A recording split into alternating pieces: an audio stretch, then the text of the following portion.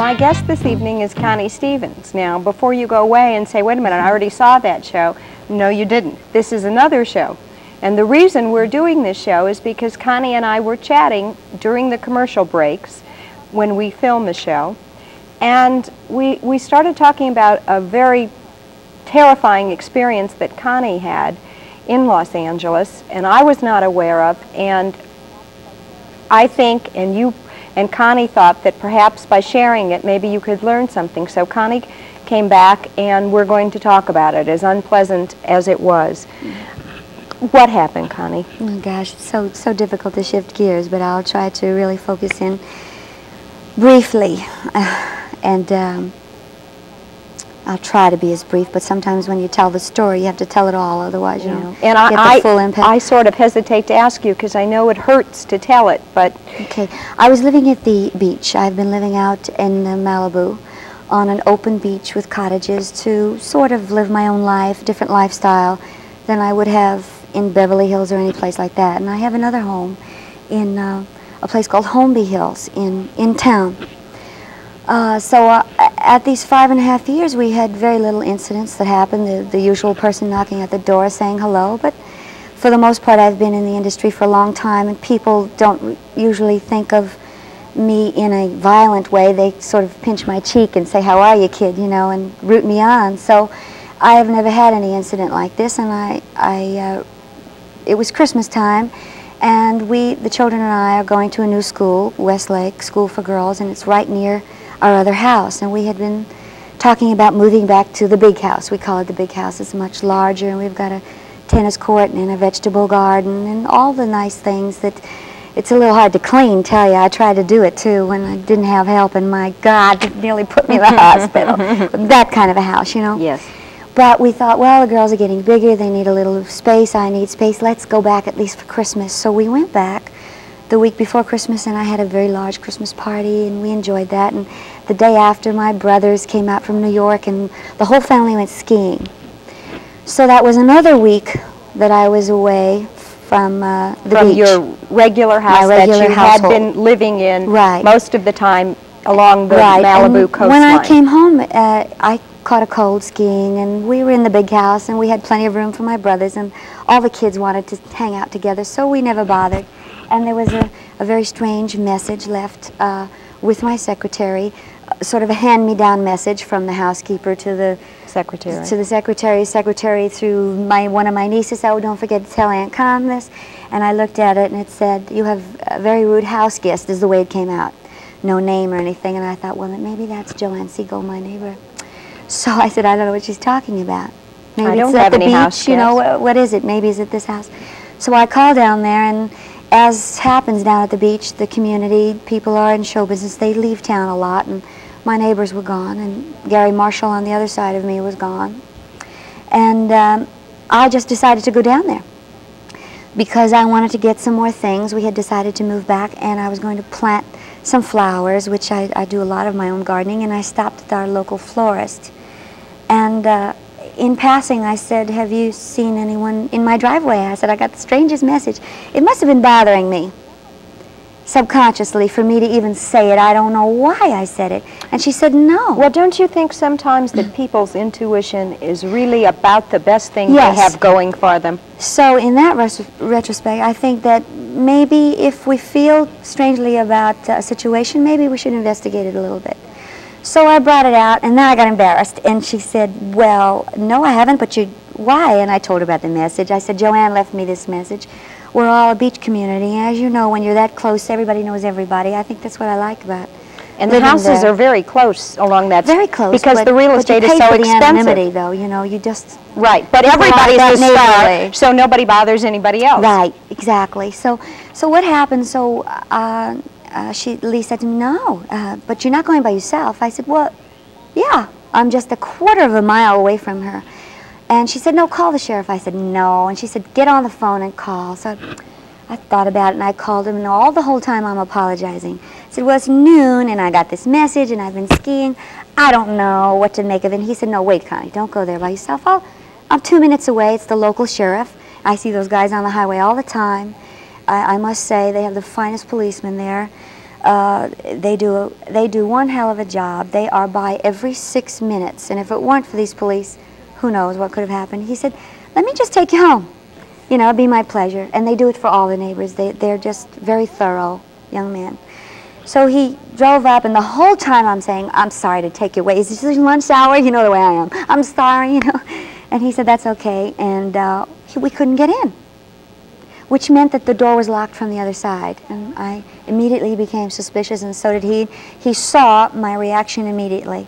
And I thought, well, that's funny. How did that door get locked? Yeah. I couldn't get in the property anywhere around the front. So we went over to Joanne's, and the housekeeper was home, and I said, please, excuse me, you know, lady Spanish, could we go through? I live next door. Oh, okay. So she looked at this policeman. I said, well, one momento, you know. So we went. And as we're going around, I'm still alibiing out. I'm saying, I'm sure we're it's going around the nothing bushes, and I see what appears to be startling, in fact, but a young man taking a drink on my patio and sketching. And I thought, and he said to me, do you know him? And I said, no, I don't. He said, stay here. So he went up and was talking to the fella for a while, and I went up there the whole time thinking, oh, I know what happened. Some young guy was fishing on the beach and just wandered, and oh, now I'm going to get this kid in trouble. Jumped the fence and just wanted to sit down. No, we for don't a have while. fences. See, we're that's wide right. open That's down right. there. And I thought, oh, I better go up there and, you know, explain who this kid is, even though I don't know him, and defend him a little. And the entire time I defended the young man, and which I'd like to comment about later. He finally calls me up, and he inspects the boy's clothes and has him to stand up, and he was very, very high, and he stood him up. High on drugs. On or something. whatever. He was high. I know the look, and he was high. And he threw his hands up in the air, and he pulled his shirt out of his jeans, and there was a knife strapped to his side, which startled me. And the policeman started asking him questions, and he asked me my rights. You know, is this man, is he supposed to be in your property? And I said, I don't know the young gentleman. He said, repeat after me, you know. And I did, which is something that they have to do by law. What did you repeat after I him? repeated that I didn't know the young man, and he did not have permission to be on my property. And he said, thank you very much.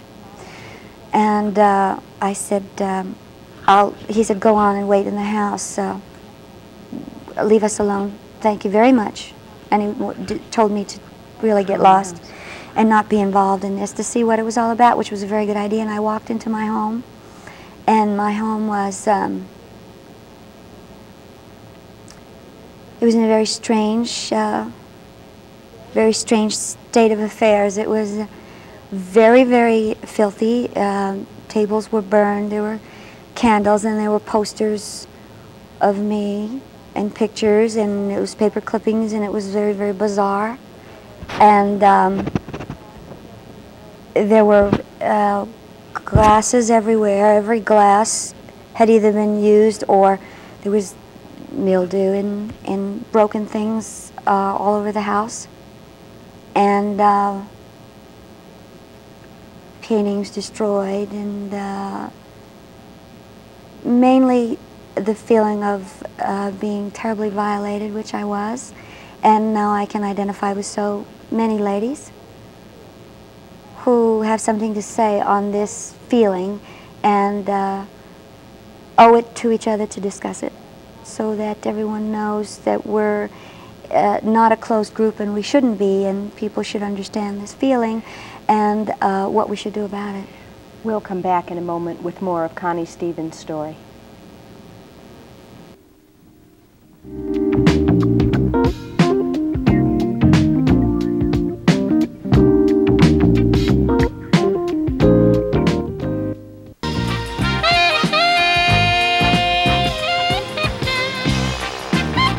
Connie Stevens is my guest, and we are talking about what happened to her home and what happened to her and her family a Christmas 1 year ago. Connie,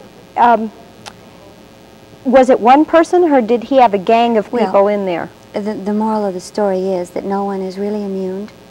No generation. The boy was 21. He was from another generation.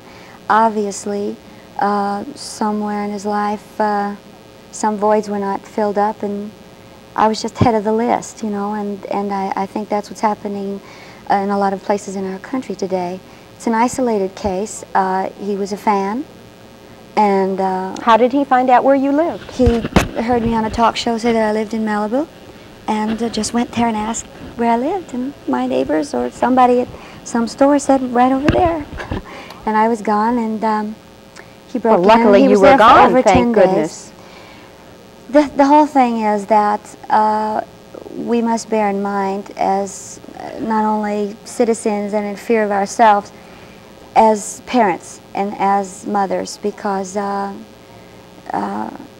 if I stopped to figure it out, I could probably have a son this old, and I think that was my main thrust in defending him as much as I could. I kept it out of the papers because it was a first offense, but I insisted that his parents be flown in for the trial, and that people know that this boy is really needs some help. Doesn't need jail as much as he needs help.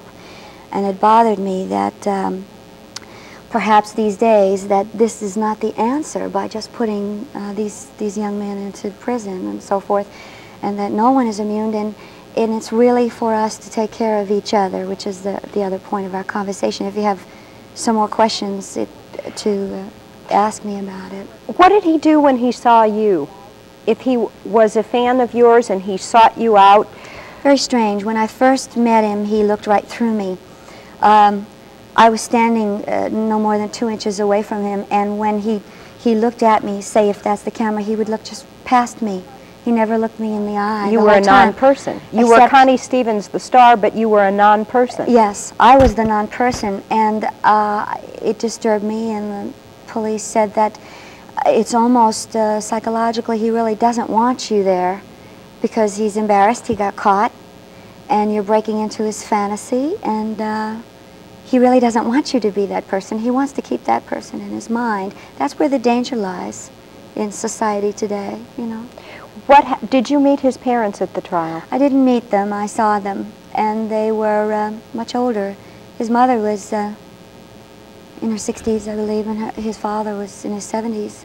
And I thought to myself, there's the first problem, you know, that people are not communicating enough, and that the family structure has been so destroyed.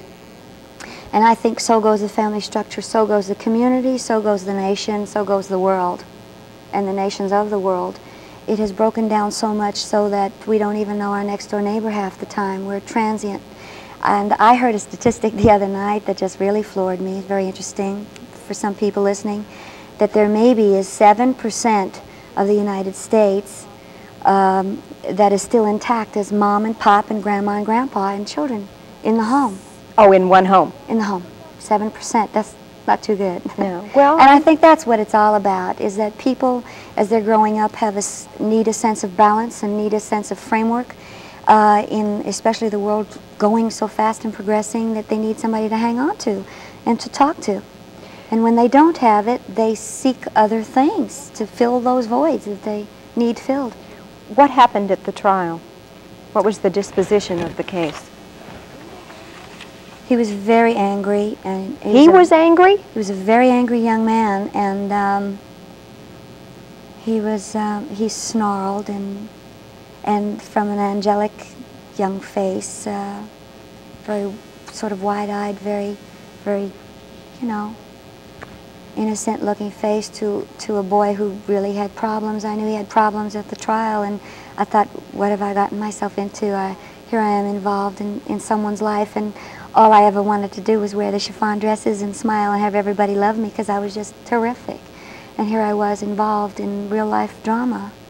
And as every woman walking the streets is daily, and I think it's good for us to talk about it to each other and perhaps shed some light so that other people understand what this is like when you're a single parent and you live with a housekeeper, and I have 2 little girls, who are now, they have been broken into bodily when they were, one child was less than 2 years old in Las Vegas. Some thieves broke into the room while I was on stage with their baby nurse. So they never sleep without a light. We have to check the closets, and now they've had someone violating their home.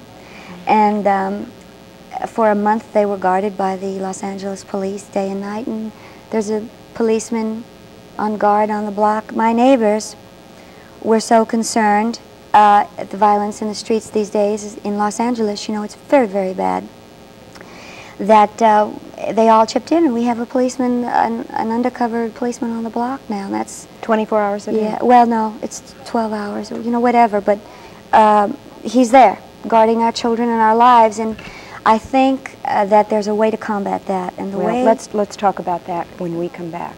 My own theory, but I'm positive it'll help. Okay, we'll talk about that when we come back.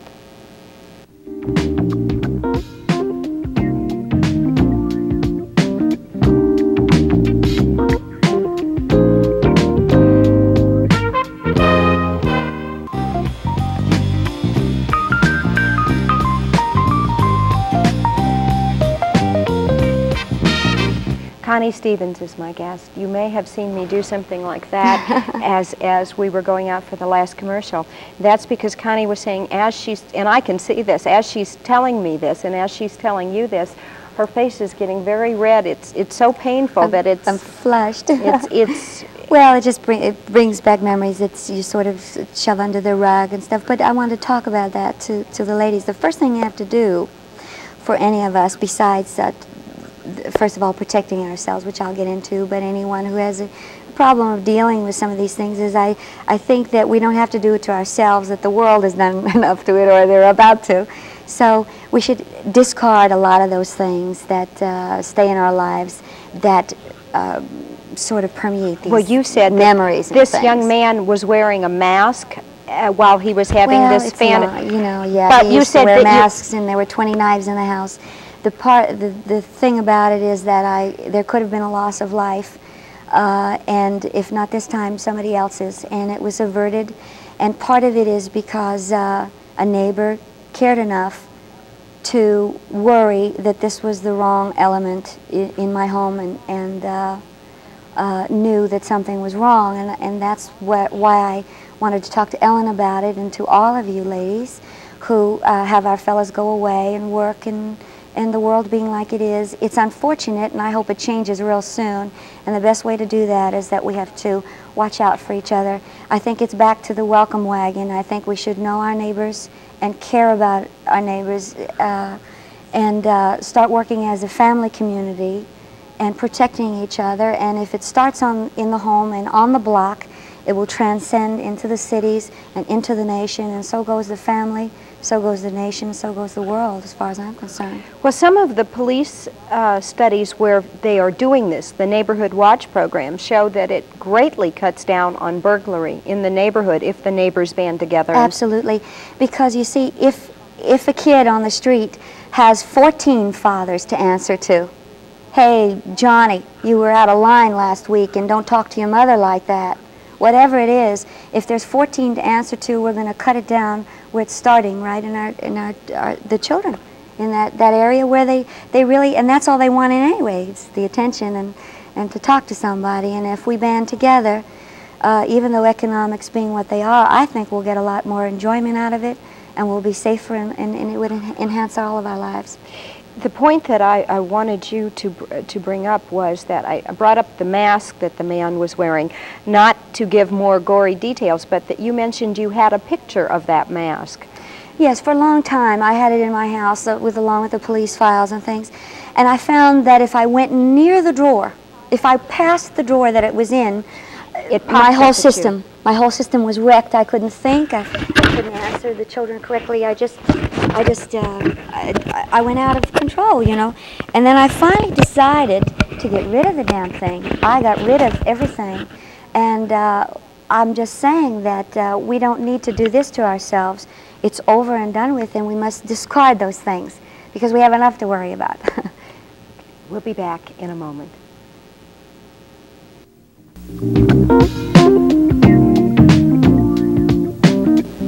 Connie Stevens has been talking with us about this very violent incident that happened to her. What happened to the young man, Connie? Well, the young man did not get psychiatric evaluation, which is what I had insisted. He didn't get psychiatric treatment, which is what I was hoping he would get, but it was out of my hands. That's incredible. He got psychiatric evaluation, and he did a year because of the felony involved, because of the very large theft.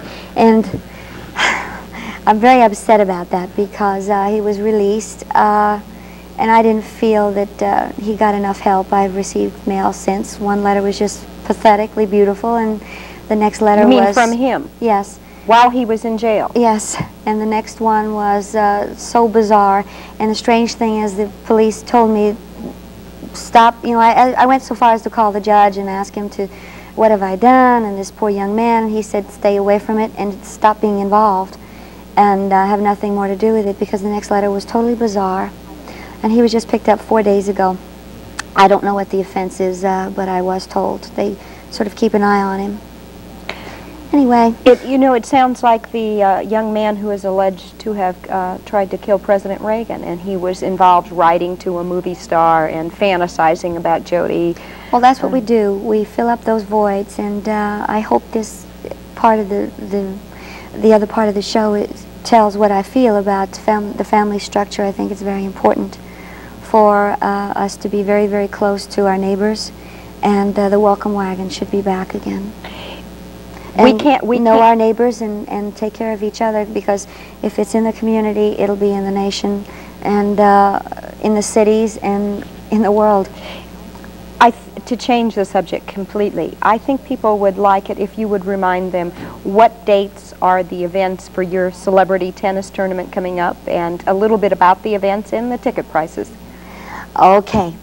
It's called the Connie Stevens Doubletree Republic Airlines Celebrity Tennis Tournament. And it's the whole weekend. It's going to be so terrific. Sort of sponsored by Michelob, is it not? Yes, and Michelob has been very, very generous to us, and because it takes a lot of help to put on a big... Oh boy, does it ever, and they're working so hard, the committee, and it's April 2nd, 3rd, and 4th. And April 2nd, there's going to be a very big softball game in which so many stars will be playing, the media. I hope you guys all show up for the game. You can get on the team. These guys are hot to play, I'll tell you. Tony Danza from Taxi, Chris Atkins from the Blue Lagoon, Bob Conrad, you know how competitive he is. Oh, good heavens. You sure you want to play Bob Conrad, guys? And Saturday and Sunday they're Now wait, how much are the tickets for that? $2 at High Corbett Field. So that's So we hope all the cheap. College kids come out and root, and all the girls will be cheerleaders. And there's going to be a tennis tournament the 3rd and 4th. That's at Randolph Field. And I don't know how much those tickets are. No, the adults are, what, $3? The adults advance are $3, and at the gate they're $5. They're $5. And children are cheaper. And with and that... they can find out at the local stores where to get the tickets, or go right to Randolph Center. Okay. And with Saturday that, night at the Doubletree, there's a very large ball. And I must tell you that I don't think I've performed in Tucson, so I've decided to do that. And I'm bringing in my company, my band, and my singers, and I just dragged everybody else, and it's going to be a big surprise show. A big, with big gala some show. Film and lots of do you fun. know how much the tickets to that will be? I don't know. Okay. It's a dinner show. Okay. And they can like find Las that Vegas. Out. Let me give a number for any information. Okay. For any information at all, 327-3344. I hope you all come over and say hello, at least that you saw me on the show. If nothing else, on the street, to say hi and root me on, because I'm going to play too. Okay. Okay. Good luck, Connie. Thanks. And you come out and see the celebrity tennis tournament.